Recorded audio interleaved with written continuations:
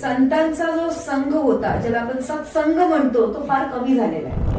आणि हे आत्ताच नाहीये, हे गेले 50 वर्ष जर तुम्ही बघितलं की ही अख्खी एक 2 पिढी जी आहे जनरेशन, तिच्यामध्येच नाही राहिलेलं. पत्रिकेमध्ये आपल्याला सगळ्या गोष्टी दिसतात. आपला जन्म कुठे झाला, मृत्यू कधी होणार आहे, आपल्या आयुष्यामध्ये महत्वाचे डिसिजन्स आपण कधी घेऊ शकतो, आपल्याला कुठल्या क्षेत्रामध्ये यश आहे, कुठल्यामध्ये अपयश आहे, फॅमिली लाईफ कसं असेल, हे सगळं बघतात. लग्न उशिरा होणं हे पण ग्रहाचे जे दोष असतात त्याच्यामुळे असू शकतं. हो.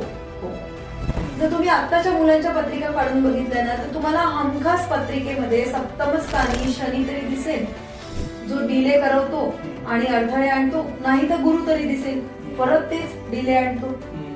ऍस्ट्रॉलॉजी हे शास्त्र आपल्याला मदतीसाठी आहे, रिजेक्शन साठी नाही.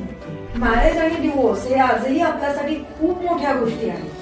मग तुम्हाला ह्या सगळ्या गोष्टी पत्रिकेमध्ये दिसतात? हो, क्लिअर ओके. आणि मग त्याच्यामुळे तुम्ही त्या हेल्पनी पूर्ण म्हणजे फॅमिलीला प्रॉपर काउन्सिलिंग देऊन म्हणजे फ्युचर मध्येच प्रॉब्लेम काही येणार नाही. एक्झॅक्टली. कारण कुठलीही पत्रिका जेव्हा माझ्याकडे येते तेव्हा मी गुण मिळवण्यापेक्षा मी ते पोटेन्शियल थ्रेट्स आपल्याला फ्युचर मध्ये काय आहेत आणि त्याला कसं डील करायचं आणि ते डील करण्यासाठी त्या व्यक्तीची मानसिकता रेडी आहे का, हे महत्वाचं आहे माझ्यासाठी. पत्रिकेमध्ये त्या व्यक्तीने काय केलं पाहिजे घरामध्ये शांती असण्यासाठी? काय अशी रेमेडीज वगैरे असतात?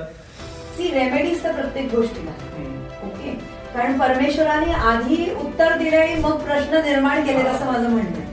ओके. ते प्रश्नाकडे बघण्याचा दृष्टिकोन आपला काय आहे ते महत्वाचं आहे. गाडीचा नंबर, मोबाईलचा नंबर हा चेंज करावा का? आपल्याकडे जो आता आहे कसं कळायचं, म्हणजे कसं समजायचं की हा आपल्यासाठी शुभ आहे, हा आपल्यासाठी वर्कआउट करेल? कसं? कुठलाही नंबर 2 पेक्षा जास्त वेळ जेव्हा रिपीट होतो तेव्हा त्याची एनर्जी खराब.